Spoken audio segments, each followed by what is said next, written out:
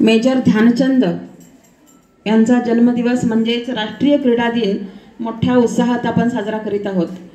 खरं तर किसान शिक्षण संस्थेला असलेली जी पार्श्वभूमी आहे, जी खेळाशी निगडीत आहे, त्याचीही आठवण करणं आज क्रमप्राप्त आहे। थोड्या वेळापूर्वीच आपण अनेक विद्यार्थिनींना गोल्ड मेडल्स आणि सर्टिफिकेट जी बक्षीस दिली, तर त्याच्यामध्ये 14 वर्ष वयोगट असेल, 19 वर्ष वयोगट असेल, ह्या विद्यार्थिनींनी अगदी तालुका, जिल्हा, राज्य लेवलवरती जे दैदिप्यमान यश संपादन केलेलं आहे, त्या विद्यार्थिनी आपल्या समोर होत्या। मुलींनो, खेळाचं महत्त्व हे आपण जाणतोच, पण त्याचबरोबर आपल्या संस्थेमध्ये ज्या खेळासाठी आग्रही होत्या, त्या आपल्या दीपस्तंभ क्रांतिमाता लक्ष्मीबाई नायकवडी ज्या स्वतः ग्राउंडवरती उपस्थित राहायच्या, मुलींना प्रोत्साहन द्यायचा आणि त्यावेळेला आपला मुलींचा खो खोचा संघ अगदी नॅशनल लेवलपर्यंत यश संपादन करायचा।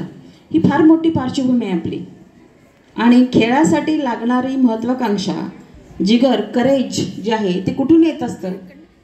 ह्या क्रांतीच्या भूमीमध्ये किंवा वाळव्यामध्ये अनेक खेळाडू झाले, नॅशनलमध्ये किंवा खेलो इंडियामध्ये खेळले, ज्याच्यामध्ये नरेश सावंतसारखा विद्यार्थी जिल्हा क्रीडा अधिकारी म्हणून काम करतो।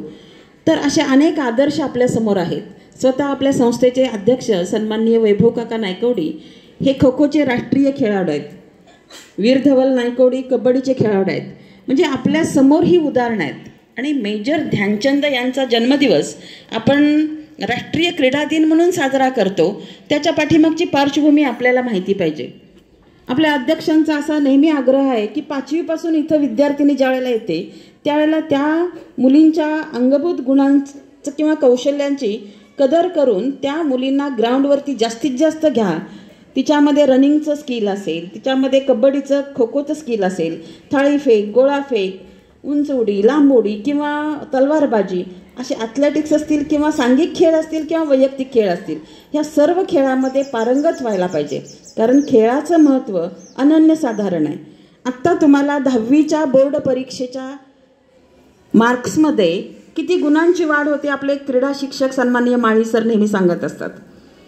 तर ते जे गुण आहेत, 10वीला जादाचे गुण तुम्हाला जे मिळतात, तुम्ही जर कौशल्य दाखवलं, फक्त 10वीच नाही, तुम्ही 10वी नंतर अगदी बालेवाडीसारख्या ठिकाणी सुद्धा खेळासाठी जाऊ शकता। तुमच्यातली कौशल्य शासनातर्फे हेरून तुम्हाला जादाचं शिष्यवृत्ती दिली जाते आणि बालेवाडीतील विद्यार्थी कालांतरानं राष्ट्रकुल स्पर्धा असतील, आपल्या एशियन गेम्स असतील किंवा ऑलिम्पिकपर्यंत सुद्धा पोहोचू शकतात।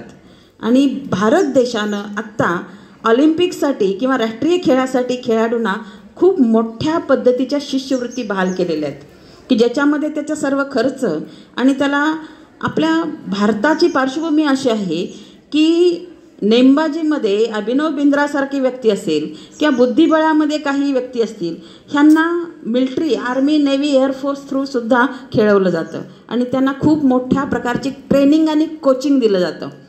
कोच इंटरनॅशनल लेवलचे नेमले जातात। एका व्यक्तीला एक कोच पूर्ण ट्रेन करत असतो आणि अशी मुलं आपलं कौशल्य दाखवतात आणि भारताचं नावलौकिक करतात। आणि हे बाळकडू विद्यालयातूनच आपल्या